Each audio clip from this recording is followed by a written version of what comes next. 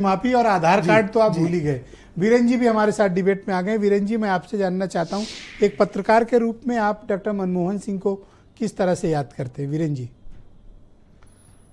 देखिए, इकोनॉमी पर तो बहुत सारी बातें हुई हैं, लेकिन मैं समाज में उन लोगों की बात रखता हूं जो मनमोहन सिंह को प्रधानमंत्री नेता के तौर पर देखे। 10 साल उनकी सरकार चली और उसके बाद की जो उनके ऊपर आरोप लगे, आलोचनाएं झेली, उस रूप में उनको मैं देखता हूं, उस पर थोड़ी सी बात रखूंगा।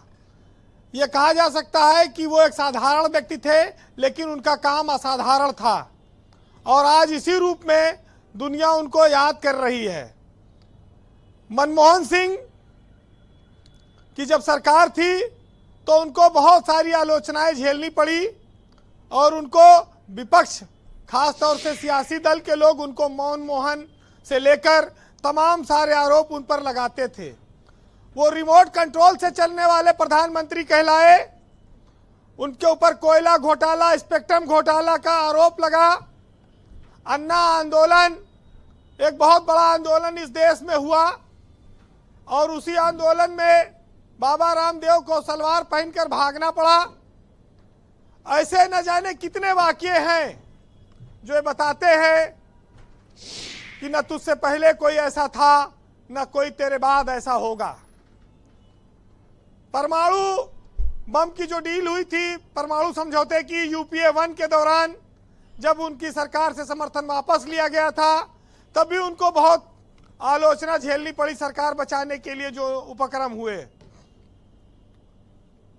ब्रजेश जी, आर्थिक संकट पर तो बहुत सारे विशेषज्ञों ने बोला है, लेकिन सबसे महत्वपूर्ण बात यह है कि मनमोहन सिंह की आलोचना कांग्रेस के भीतर भी इन आर्थिक संकटों के लिए होती रही है और नरसिंहा राव ने उनका साथ दिया। और जब पूरी दुनिया आर्थिक मंदी में परेशान थी, पैसा डूब रहा था, नौकरियां जा रही थी, बेरोजगारी बढ़ रही थी, ऐसे में वो भारत में आर्थिक सुधारों के जनक बने। ये बहुत बड़ी उम्मीद और आशा की किरण थी जी। राजनीति की एक जो मुश्किल भरी दुनिया है, उसमें आम सहमति बनाने वाले नेता के तौर पर मनमोहन सिंह को आप जान सकते हैं।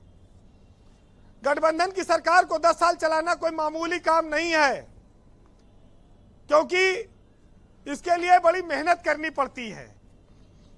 जहां तक कहते हैं कि सरकार से हटने के बाद भी उनकी बड़ी आलोचना हुई यूपीए सरकार की, लेकिन हजार जवाबों से अच्छी उनकी एक खामोशी थी, जिसके लिए उनको कई बार आलोचना सहनी पड़ती थी, लेकिन उसने हर बार कई सवालों की आबरू को ढका उनकी उस खामोशी ने। और कांग्रेस के लिए भी कई बार ऐसी स्थितियां आई।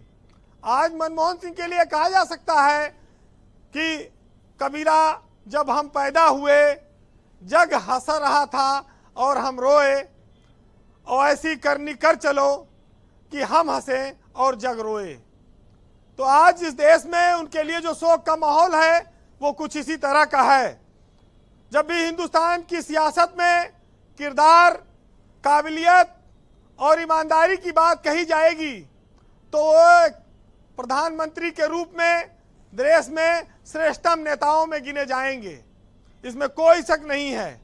क्योंकि किसी धरती के किसी देश पर कभी बम और पिस्तौल से क्रांति नहीं आई है।